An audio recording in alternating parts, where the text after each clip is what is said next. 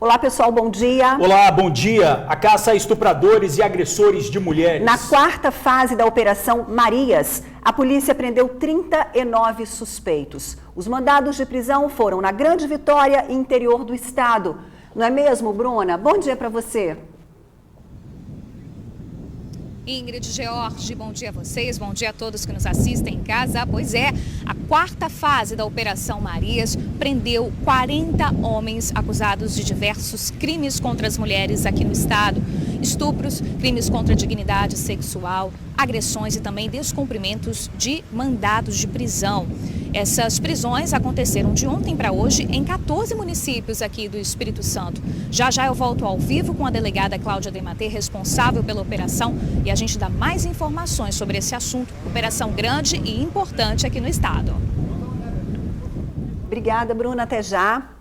Diabetes é doença grave e tem projeto novo de atenção à criança que enfrenta esse problema. Como funciona? E mais, como prevenir e identificar os primeiros sinais da doença? Quem conta tudo pra gente ao vivo é a repórter Tainá Lopes. Bom dia, Tainá.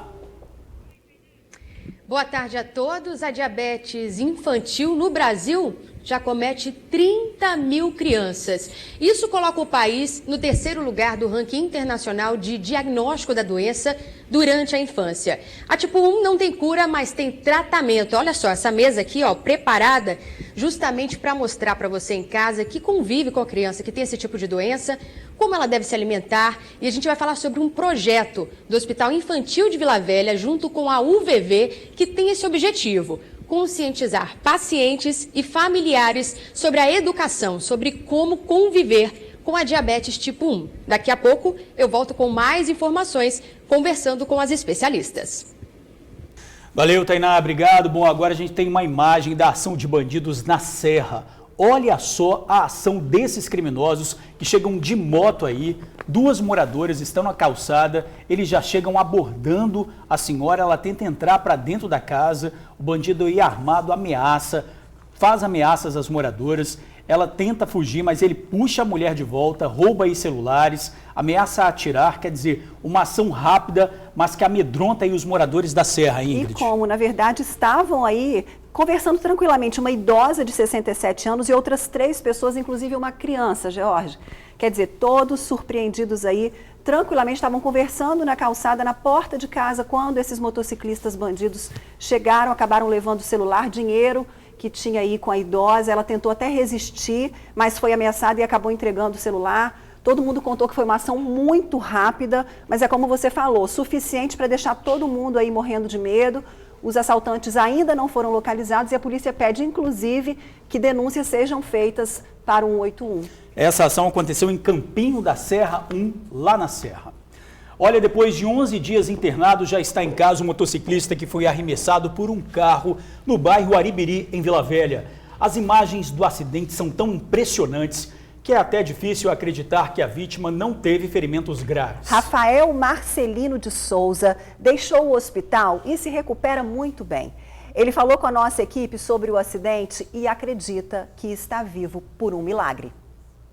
Olhar para Rafael é ter certeza de que milagres acontecem. Um pequeno arranhão no rosto, um osso da mão esquerda quebrado e capacete intacto. Fica difícil acreditar que este aí é o mesmo que aparece nessa imagem. Rafael voltava do trabalho no dia deste acidente. Tinha pedido ao gerente do supermercado, onde atua como auxiliar de açougueiro, para sair mais cedo, pois sentia dores e febre. No caminho para casa, onde pegaria um documento antes de procurar ajuda médica, um carro entra na contramão e atinge em cheio a moto de Rafael.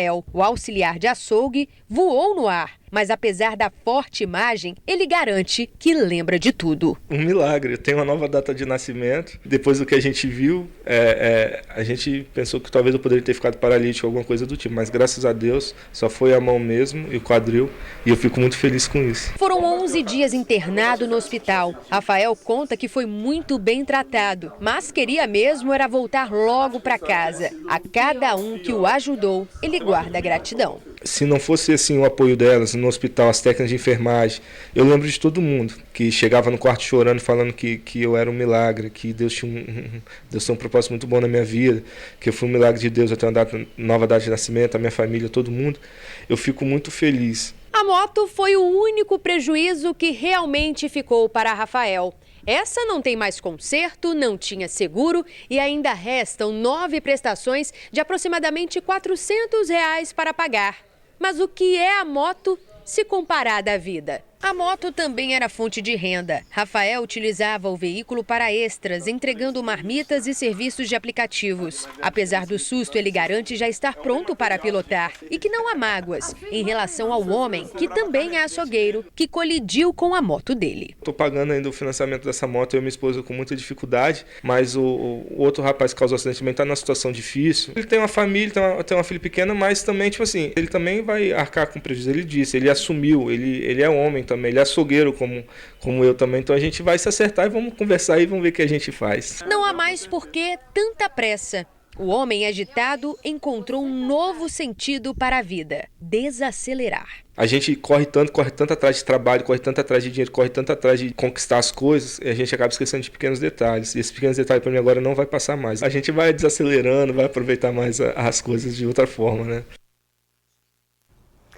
Com certeza. E a gente deseja, claro, vida longa para você, viu, Rafael? Olha que tristeza agora, Ingrid. A família confirmou a morte cerebral da adolescente de 15 anos, aluna do Instituto Federal do Espírito Santo. Ela morreu depois de passar mal na sala de aula no campus de Cariacica. Segundo familiares, Maria Júlia Calmon sentiu uma forte dor de cabeça quando estava na sala de aula ontem de manhã. Ela foi levada para a enfermaria do IFES, teve uma parada cardíaca, foi socorrida para o hospital infantil, mas não resistiu. Segundo a família, a principal suspeita é que a jovem tenha sofrido um AVC, mas exames ainda serão realizados para confirmar a causa da morte. Puxa vida, que tristeza, gente. A Maria Júlia era aluna do curso técnico em manutenção de sistemas metroferroviários. Ontem, a jovem participou de uma reportagem aqui no TN. Ela fazia parte de um grupo de estudantes do estado que foi convidado a participar da Olimpíada Internacional de Matemática na Ásia. Seria a realização de um sonho. Bom, a notícia deixou familiares e amigos muito abalados. Quem não fica, né? O IFES de Cariacica suspendeu as aulas de ontem e de hoje. A adolescente morava em Cariacica sede e faria 16 anos no próximo dia 11 de julho. Nossos sentimentos à família. Que tristeza, Triste né? demais, puxa vida.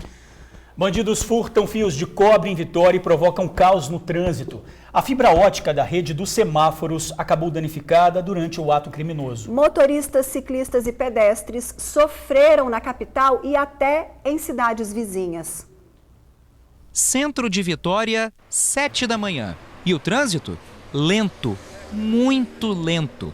No engarrafamento desse, haja paciência, viu? Porque sair do lugar é tarefa muito difícil.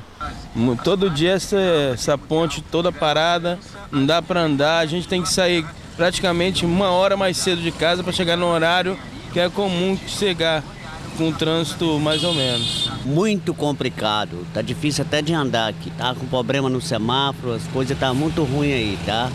Tá bom não. E não é de hoje que o trânsito tá agarrado desse jeito. Aliás, essa semana tá ainda pior. Por causa da retenção, quem vai de Vila Velha ou Cariacica para a capital acaba ficando no prejuízo. Tomara que com o novo investimento que ele fazer aqui, né, melhora a mobilidade urbana, né? Muito engarrafamento, o trânsito está muito tenso mesmo. E os motoristas não estão sozinhos nessa não.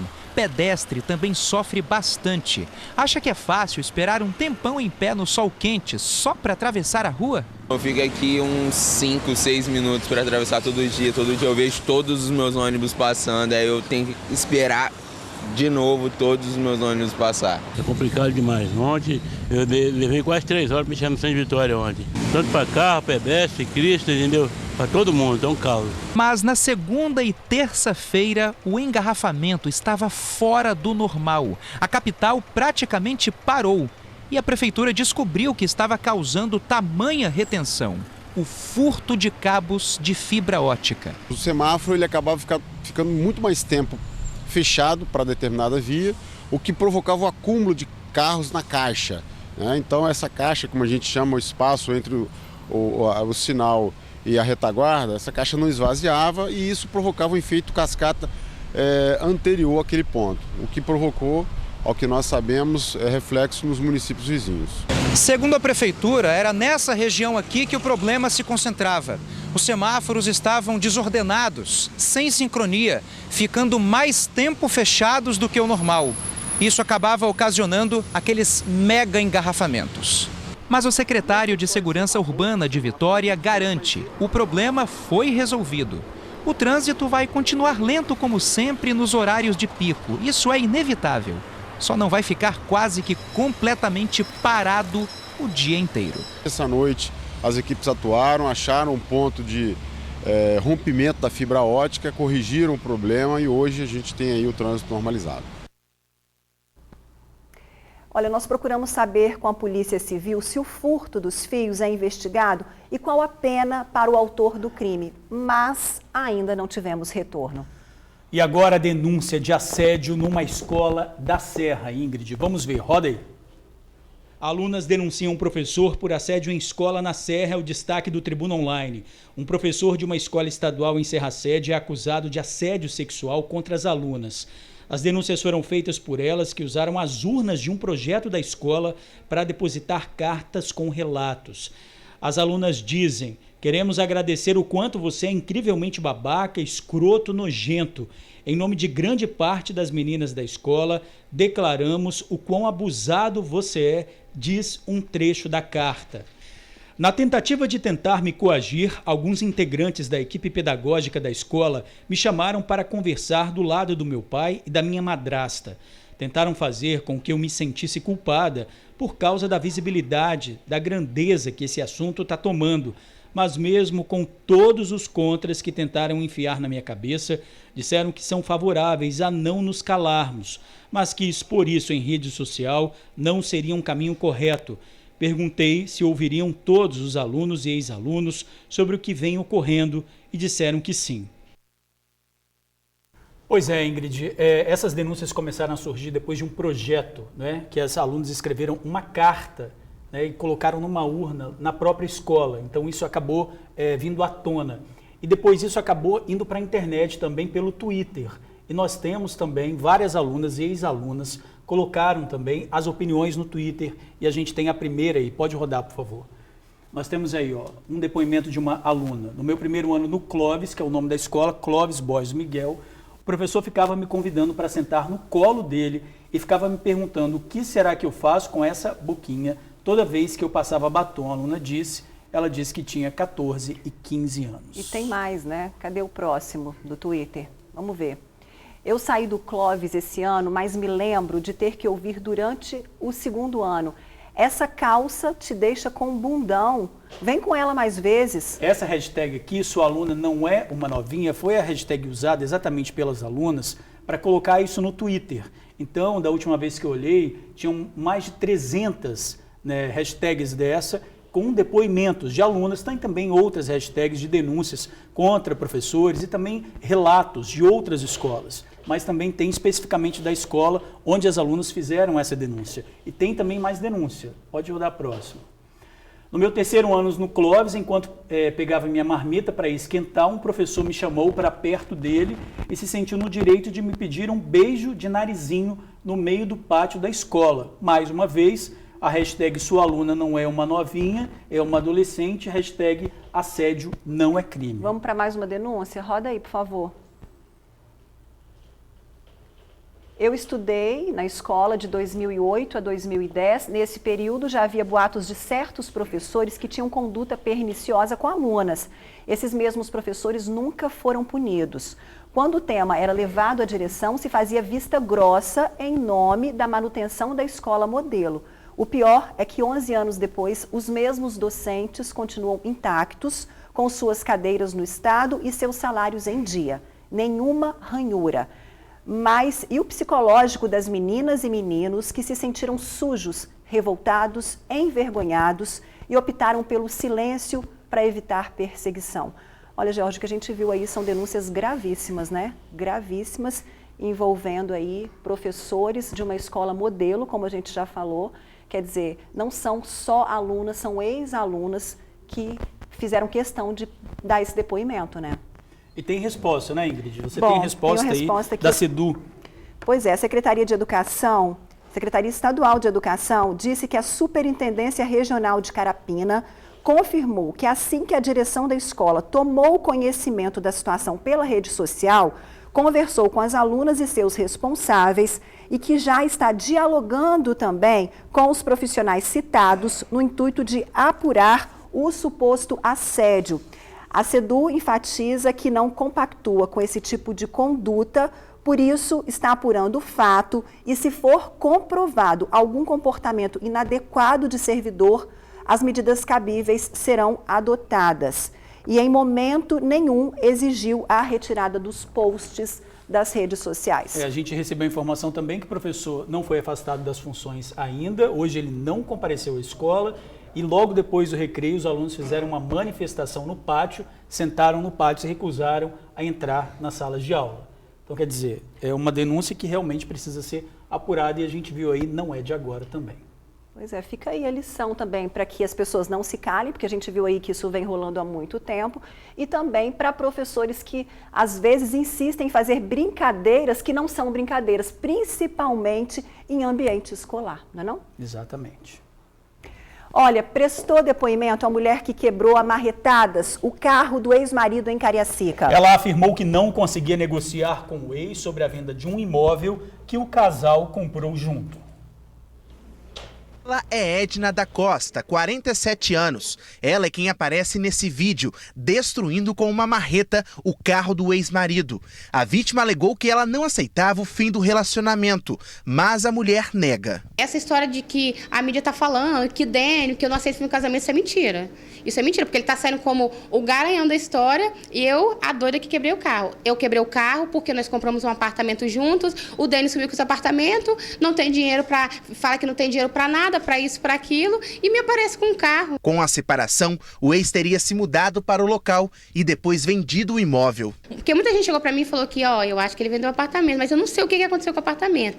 E, de repente, ele apareceu com um carro, então eu já tinha certeza que ele tinha usado o dinheiro do apartamento, ou metade, ou feito alguma coisa, algum troca, alguma coisa, no carro.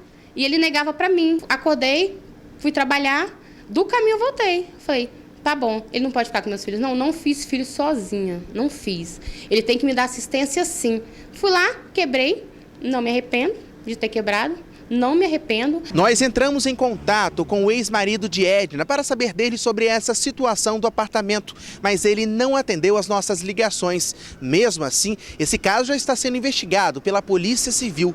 No dia que Edna quebrou o carro do ex-parceiro, o próprio fez um boletim de ocorrência. Toda essa confusão virou caso de polícia. Edna se apresentou à delegacia de Campo Grande, em Cariacica, e na tarde dessa terça-feira foi ouvida pelo delegado André Landeira. E agora está sendo indiciada por 2 crimes. Pelo dano, como eu já falei anteriormente, qualificado pelo motivo egoístico, tá certo? E pelo crime de ameaça. Porque nós tomamos ciência hoje, através de áudios dela, da Edna, para a atual namorada do ex-marido, o Dênio, em que ela fala claramente assim, olha, eu vou mandar você e seu filho, filho da menina, né, pro inferno.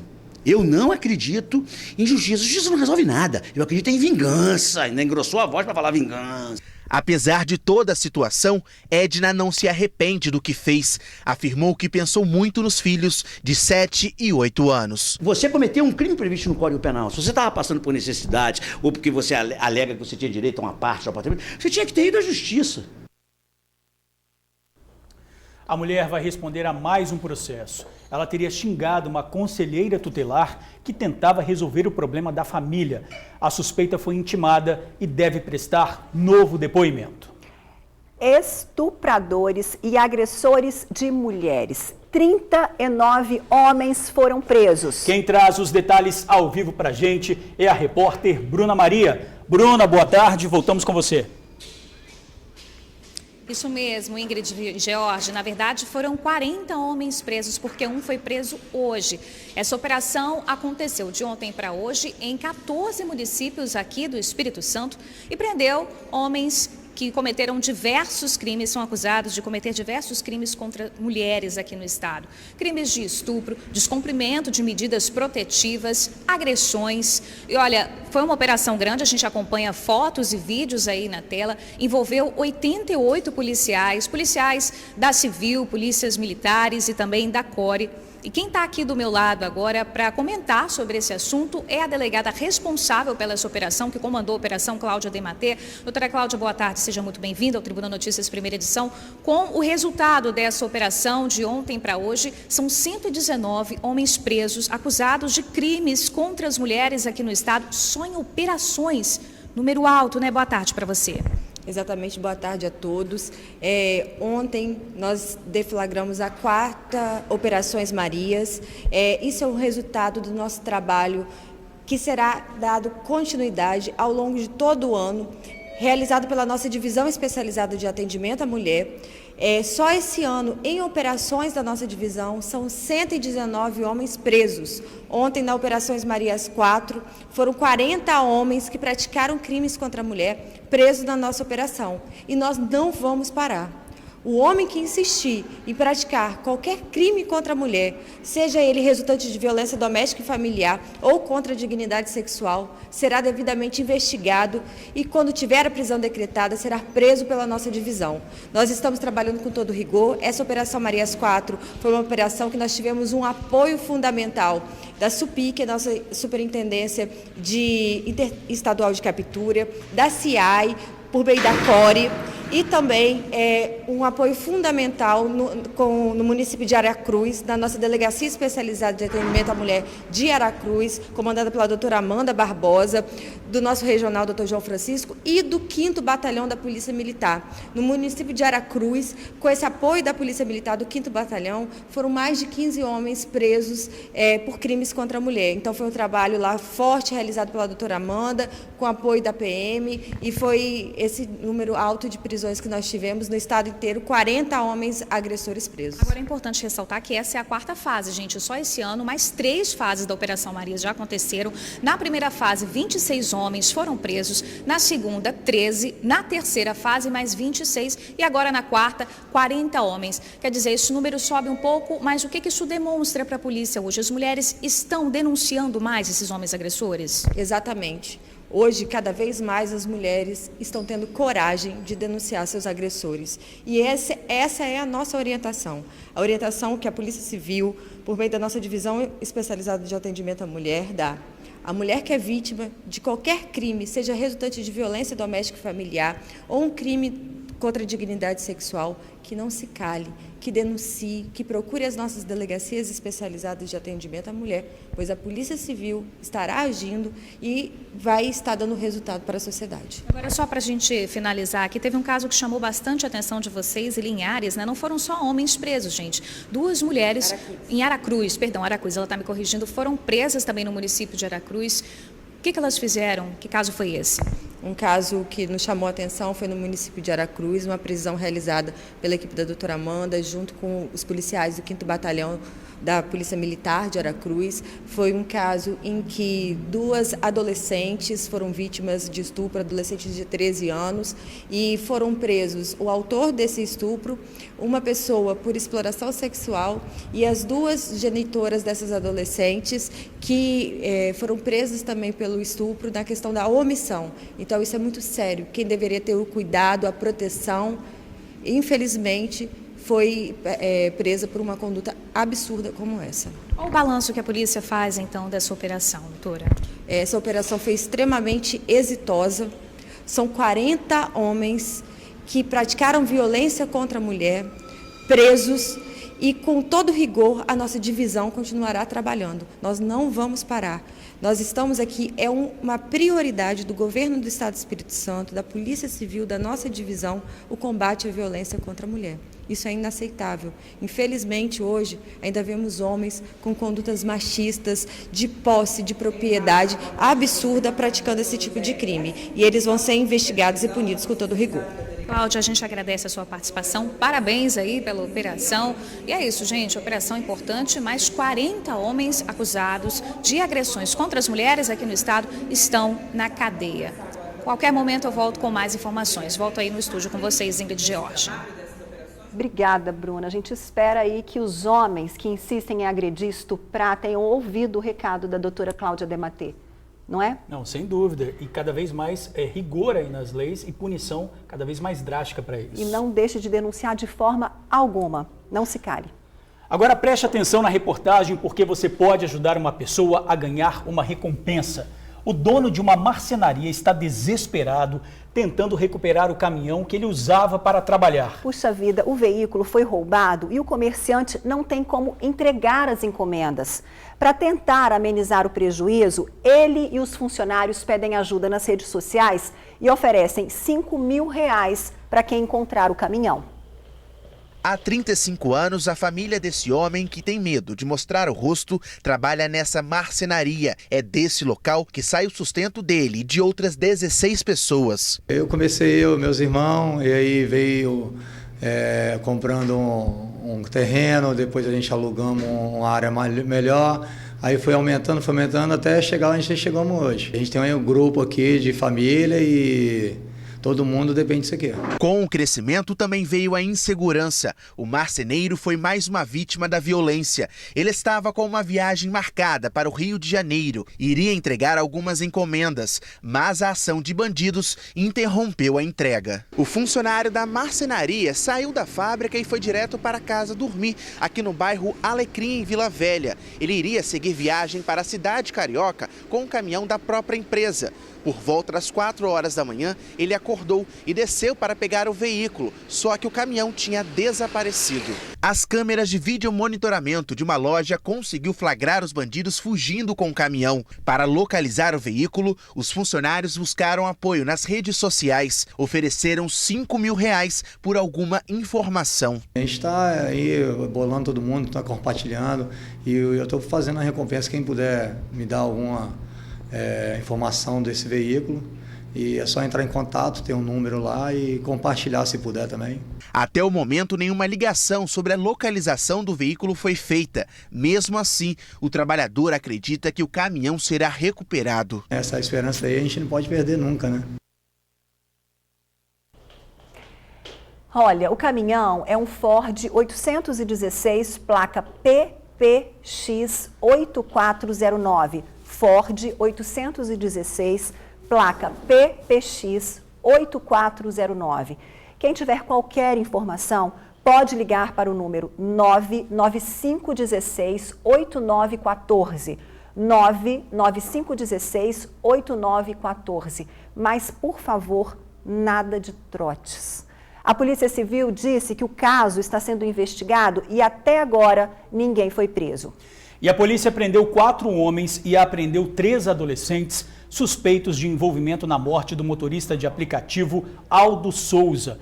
Um dos suspeitos foi detido pela Polícia Rodoviária Federal em Tocantins. Aldo Souza dos Reis, de 32 anos, desapareceu no dia 7. Ele teria sido amarrado com cordas e arame farpado e morto a pauladas. A polícia disse ainda que ele teve os dedos cortados e foi enterrado numa cova rasa. Os envolvidos no crime foram presos ontem numa operação da Divisão de Furtos e Roubos de Veículos.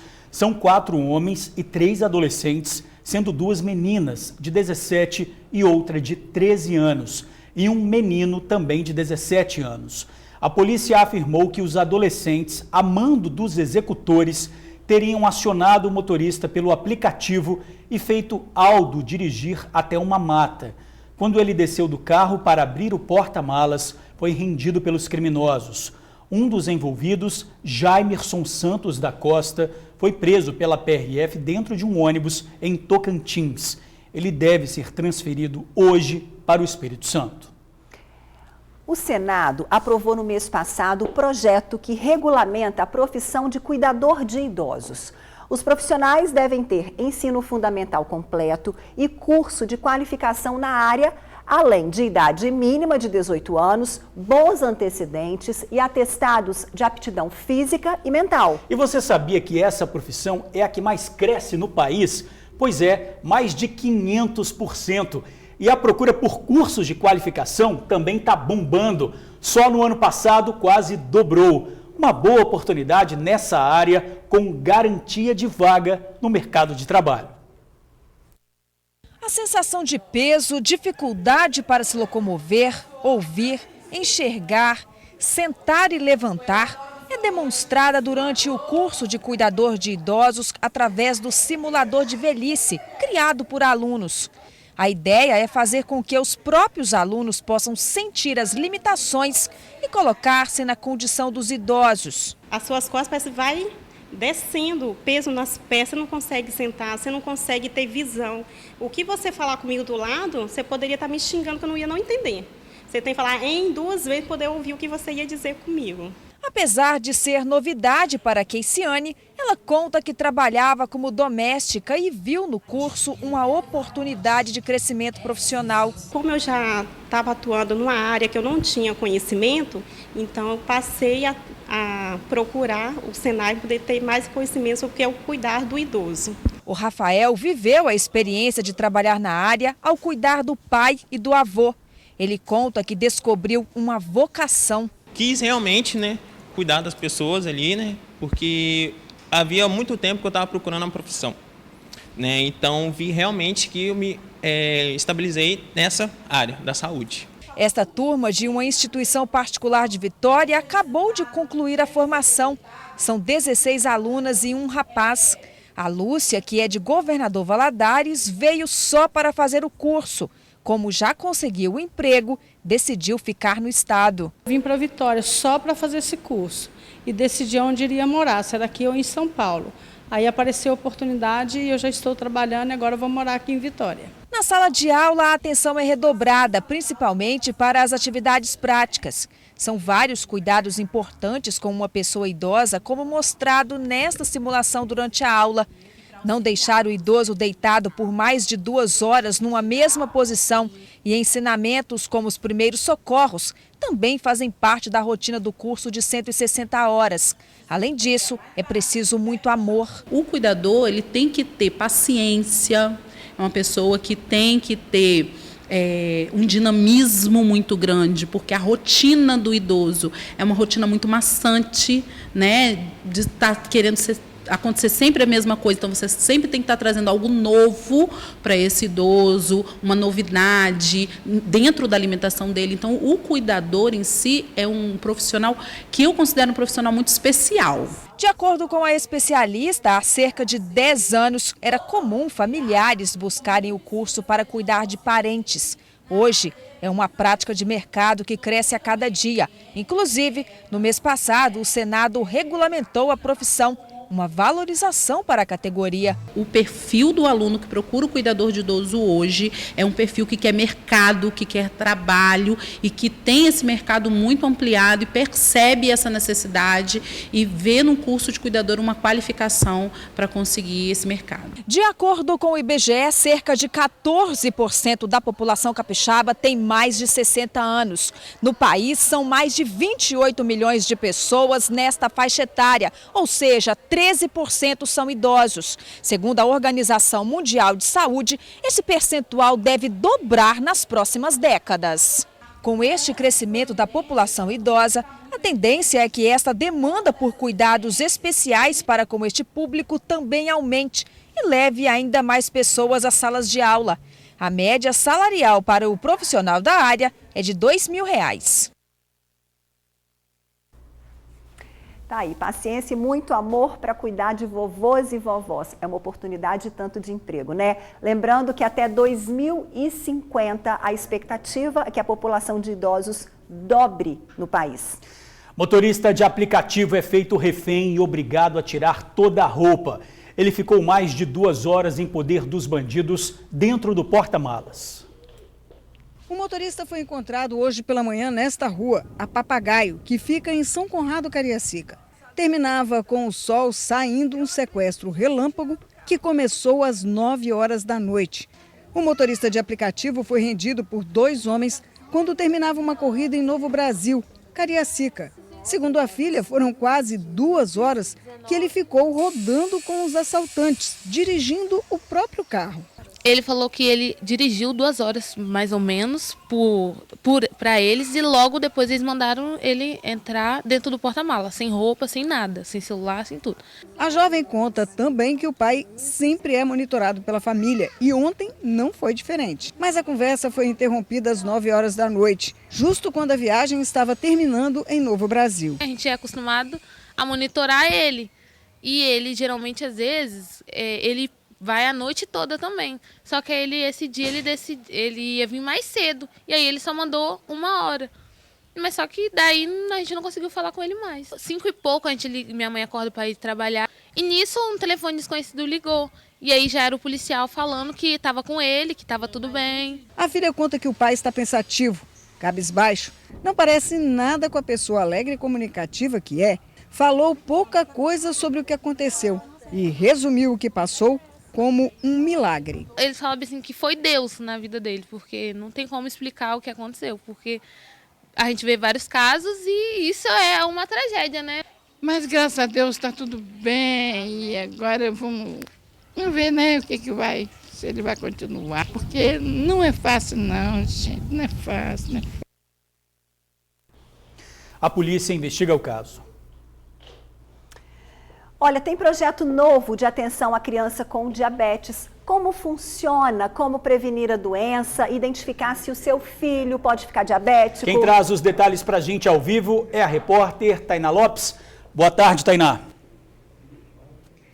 Agora, boa tarde a todos. Eu falo aqui ao vivo do Hospital Infantil de Vila Velha, que tem esse projeto em parceria com a Universidade Vila Velha. É um projeto, gente, de educação, educando pacientes e familiares de quem tem diabetes tipo 1. Eu estou aqui com a Cristine Ho, que ela é educadora em diabetes, inclusive é mãe de uma criança diabética, para falar um pouquinho sobre a importância da alimentação. Ó, o Ronivaldo vai mostrar aqui para vocês, a gente tem vários exemplos aqui de alimentação saudável, porque infelizmente a diabetes tipo 1 não tem cura, mas tem controle. Boa tarde, Cristine. Boa tarde. O projeto de educação em diabetes tipo 1, ele ensina a família e a criança com diabetes tipo 1 a fazer a contagem de carboidrato e calcular a dose de insulina necessária para essa alimentação, uma vez que essa criança não produz insulina. E o projeto, ele recebe as crianças que são atendidas aqui na endocrinopediatria do hospital e com os alunos da UVV e comigo, que sou educadora, e o nutricionista também, que é aluno da UVV. Ou seja, uma equipe, né, formada para poder estar conscientizando, não só a família, mas também o paciente, que é o mais difícil, né? Isso, mostrando que é possível ter uma alimentação normal, como de qualquer outra pessoa, uma vez que ele tem alguns cuidados de contagem de carboidrato, aplicação de insulina, seguindo as orientações, ele pode ter uma vida normal. A gente tem de tudo aqui, ó, biscoito, pãozinho, coisas que particularmente eu achava que não podia. Sim, as pessoas têm mitos de que não podem comer banana, de que não podem comer um pão, e ela pode, a criança com diabetes tipo 1, ela pode comer tudo, desde que seja com equilíbrio, como qualquer, aliás, não, a palavra dieta não se aplica a uma criança com diabetes tipo 1, ela tem que ter a mesma alimentação saudável de qualquer outra pessoa que não tem diabetes. Cristine, muito obrigada. Agora a gente vai falar um pouquinho sobre o aparecimento, né, desse tipo de diabetes, porque a gente está acostumado com aquela que surge, né, nos adultos, mas e nas crianças? Quem vai explicar isso pra gente aqui melhor é a Musati Dias, ela é endocrinologista pediatra. É uma doença que já está na carga genética dessa criança, né? Sim, a diabetes é uma doença que a criança é predisposta a ter, né? É uma doença que ela altera o metabolismo da glicose e com isso a gente tem uma elevação exagerada dos níveis de açúcar no sangue dessa criança. A partir de quantos meses é possível a gente começar a perceber que a criança tem diabetes tipo 1? Então, a criança, por ser uma doença autoimune, ela pode aparecer a partir do 6º mês de vida.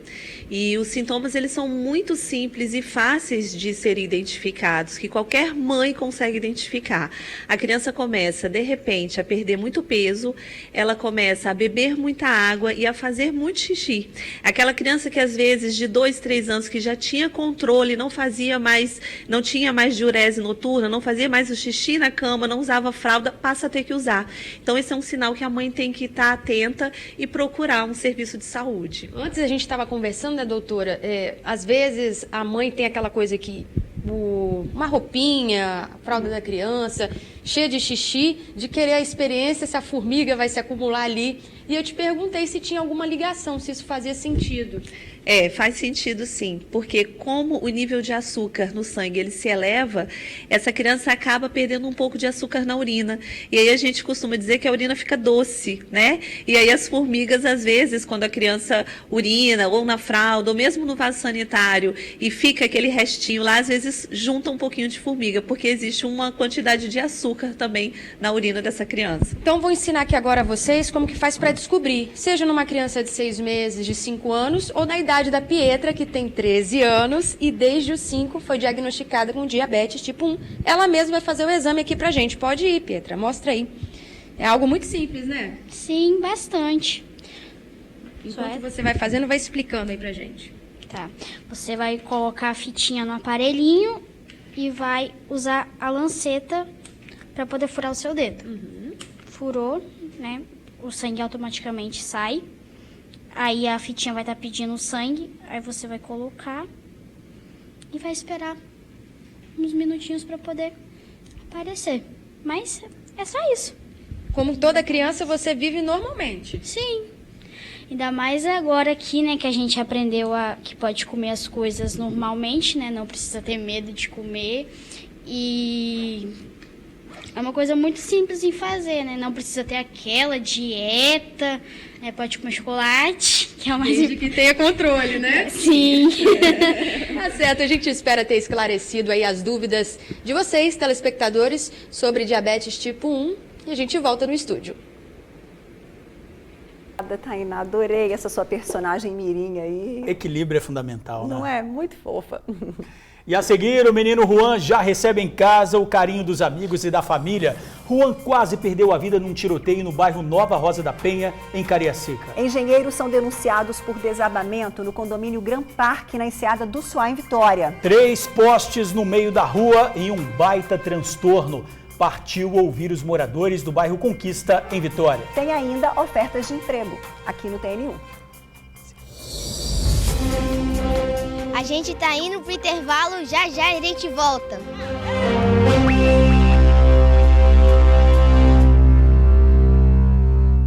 A gente volta com notícia boa. Já está em casa com a família o pequeno Juan, de 7 aninhos, vítima de bala perdida durante um tiroteio em Cariacica no início do mês. Ele ficou 21 dias internado. Juan precisou passar por uma cirurgia e agora se recupera bem. A família está aliviada e o menino feliz da vida com o tablet que tanto queria. Olha, ele contou pra gente que tem um grande sonho. Quer saber qual é? Veja agora na reportagem. Finalmente em casa. Juan está agora no aconchego da família. 21 dias depois de quase perder a vida num tiroteio no bairro Nova Rosa da Penha 1, em Cariacica, o nosso pequeno herói de 7 anos chegou em casa na tarde desta terça-feira. Juan, qual foi a primeira coisa que você fez quando você chegou em casa? Eu abracei meu irmão. Tava com saudade dele? Eu abracei meu irmão e minha tia e minha mãe. A família toda, né? Tava com saudade deles, né? Uhum. E ele mostra pra gente as marcas da cirurgia, um procedimento feito de peito aberto para retirar a bala que ficou alojada. O tiroteio aconteceu no último dia 5. Juan estava bem aqui na rua por volta das 18 horas quando foi vítima de bala perdida. Quem viu a cena ficou desesperado e pediu socorro. O socorro foi prestado pelo Ronilson. Ele chegou a parar um carro no meio da rua para levar o menino para o hospital. Todo mundo falando, vamos esperar o socorro da polícia. Aí o meu desespero foi maior, entendeu? Aí eu parei o primeiro carro que estava vindo, na hora e já abri a porta e já coloquei ele dentro. Aí a tia dele falou que já era parente e tal, peguei e coloquei ela também. Aí eles pegou e correram para Tacibá.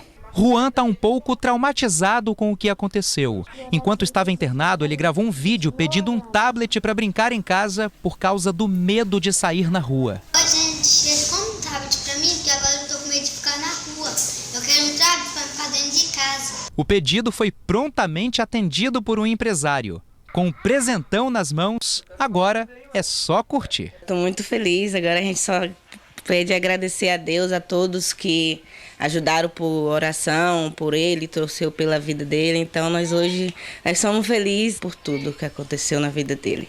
Ah, e eu ia me esquecendo de uma coisa. Juan só pensa no futuro e ele tem um grande sonho. Eu vou estudar muito, muito, muito para mim ser jogador de futebol.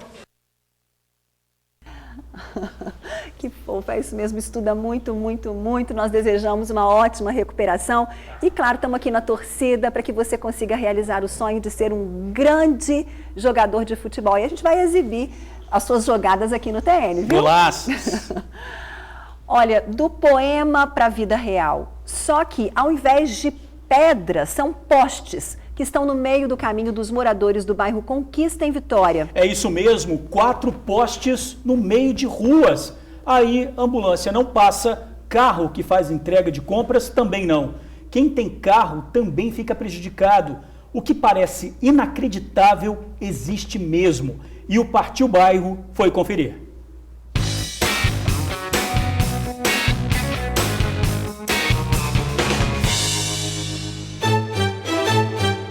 Ruas em processo de calçamento? Galera da limpeza na área? Uhul! Tudo certo no bairro Conquista, em Vitória. Pois é, nem tudo está certo. Tinha um poste no meio do caminho. No meio do caminho tinha um poste. Tinha não, tem. Este aqui é um poste de energia. Isso aqui, ó, é a rua. Sim, um poste no meio da rua. Na verdade, são pelo menos 4 postes obstruindo ruas do bairro.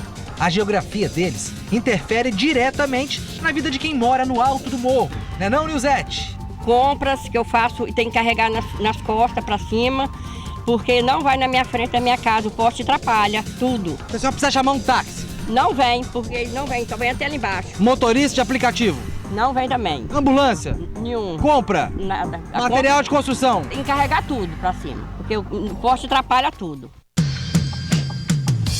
Quem tem carro e mora aqui em cima rala, tá? Puxado. Se aquele poste não tivesse aqui, ali, meu padrasto tinha como subir, manobrar e tirar o carro dele, mas como aquele poste atrapalha, não tem como. Rapaz, infelizmente é a nossa realidade, né? Realmente é ruim. Pra gente que tá acostumado no dia a dia e, como você sabe, o morro já é complicado de se dirigir. E com poste no meio da rua, fica pior ainda. Brita, areia... O que isso aqui tá fazendo aqui, Leila? Em frente à sua casa, em frente ao seu estabelecimento. É normal isso aqui? Totalmente normal. Por quê? Pertence a um morador que está tentando construir uma casinha melhor para morar, mas não tem condições de bater material na sua porta porque tem um poste no meio da rua que o carro de material de construção não passa. É um dos problemas que ele encontra para construir. A brita e a areia estão aqui porque o material de construção não consegue entregar na casa do morador. Não consegue. Aí a gente cede o quintal para o morador colocar. Ele trabalha de dia, de noite ele carrega esse material em sacos, né, daqueles de pão, todos nas costas até na sua casa. Este aqui, ó, é um outro poste também no meio da rua. Mas nessa situação, uma curiosidade. A via, ela está em processo de calçamento. Os trabalhadores estão um pouco mais ali adiante.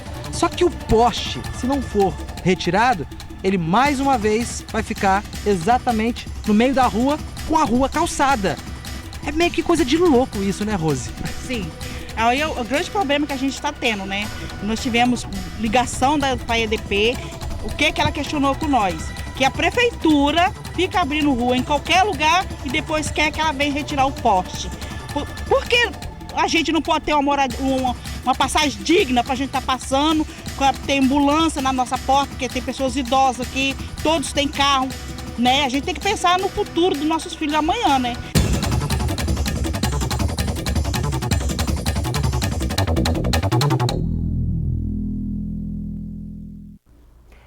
E o que diz a prefeitura, hein? Bom, a prefeitura prometeu mandar uma equipe ao local ainda hoje para verificar a situação. Disse também que já está em contato com a Excelsa para que, caso alguns dos postes sejam de responsabilidade da empresa, ela adote as medidas cabíveis. Engenheiros são denunciados por desabamento do condomínio Gran Parque, na Enseada do Suá, em Vitória. O Ministério Público denunciou os profissionais por negligência e mau uso da formação técnica. Para o MP, eles permitiram a construção com diversas falhas. A estrutura era incapaz de suportar o peso previsto, por isso, eles tinham consciência do risco para os moradores.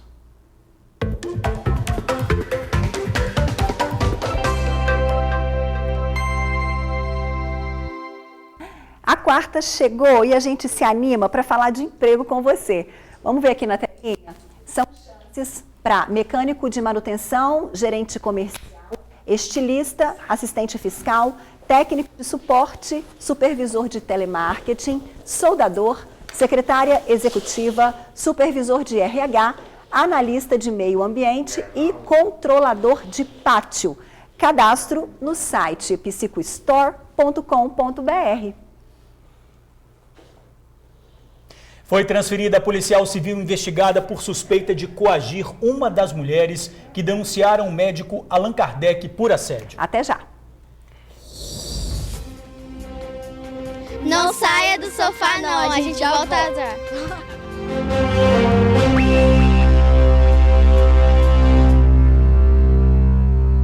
Foi transferida a policial civil investigada por suspeita de coagir uma das mulheres que denunciaram o médico Allan Kardec por assédio. Raquel Margarida Rodrigues da Silva trabalhava na delegacia de Cobilândia, em Vila Velha, e foi transferida para a delegacia regional de Nova Venécia. A informação foi publicada no Diário Oficial desta quarta-feira. A decisão foi assinada pelo delegado-geral adjunto Eliche Mittel. A justificativa é de preservar a lisura da investigação. O médico Allan Kardec Nunes foi preso no dia 24 de maio, depois de ser denunciado por tentar beijar à força uma paciente. Outras duas denunciaram o policial Raquel Margarida, que teria ligado para uma das vítimas para tentar convencê-la a retirar a denúncia. O caso está sendo investigado e o médico continua afastado das funções. A gente fica por aqui. Obrigada pelo carinho, pela audiência. Um beijo grande para você e até amanhã. Obrigado por assistir ao jornal, pela companhia de sempre. Agora você fica com Ronda Geral e a Débora Moraes. Para você uma boa tarde. Até amanhã.